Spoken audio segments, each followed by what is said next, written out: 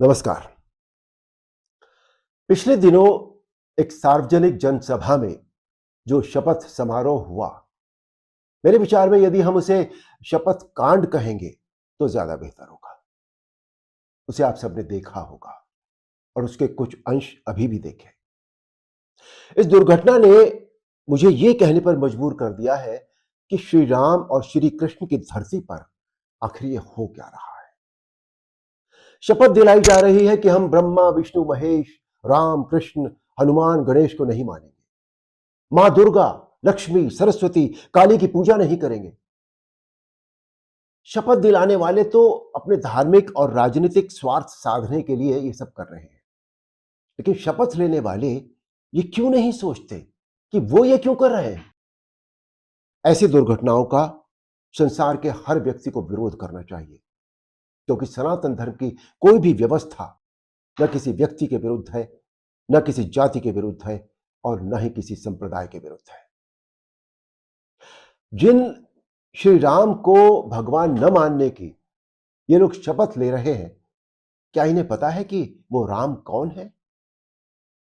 जिस सत्ता और स्वार्थ के लिए श्री राम के नाम का अपमान करके शपथ ली जा रही है, उसी सत्ता को राम ने कैसे तिनके की तरह छोड़ दिया था, यह इन्हें जानना चाहिए। जिन श्री राम का नाम लेकर जाति पाति का यह जहर बोया जा रहा है, उन्हीं राम ने कैसे समाज के हर वर्ग के व्यक्ति को एक समान माना, यह भी इन्हें जानना चाहिए। आदिवासी निषाद राज को राम जी ने भाई की तरह गले लगाया। शबरी जो भीलनी थी, उनके जूठे बेर खाए। जटायु जो एक गिद्ध थे, उन्हें राम जी ने गोद में लेकर उनके घावों को सहलाया। अरे राम जी ने तो पशु पक्षियों से भी मित्रता का नाता निभाया। और तो और इस मानव शरीर का अंतिम पड़ाव भी राम नाम सत्य है। फिर मानव होकर भी कोई राम का विरोध कैसे कर सकता है? आइए अब बात करते हैं भगवान कृष्ण की।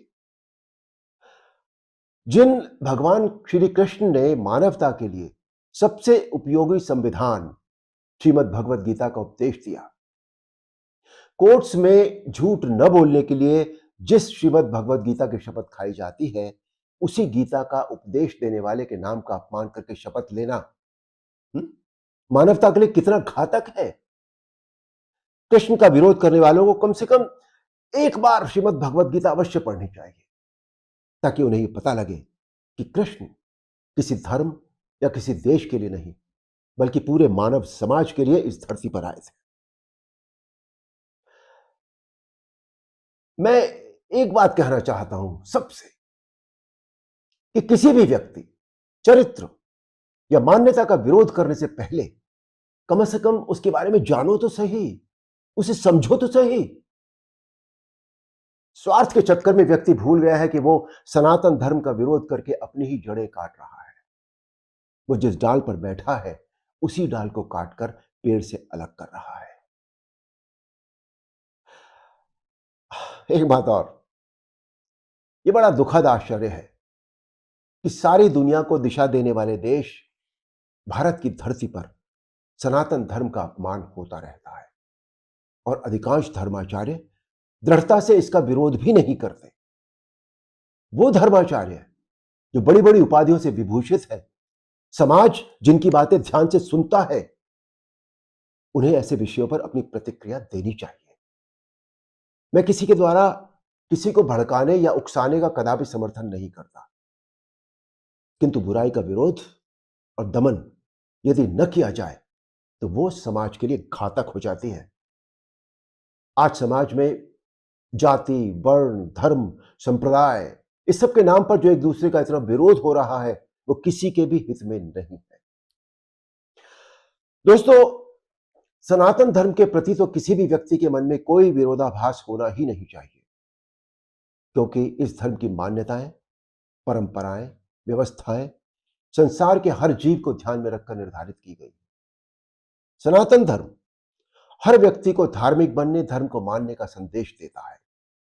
और धर्म का अर्थ है जो धारण करने योग्य हो, जो व्यवहार में लाने योग्य हो। एक बार गहराई से इस धर्म को जानो तो सही, समझो तो सही।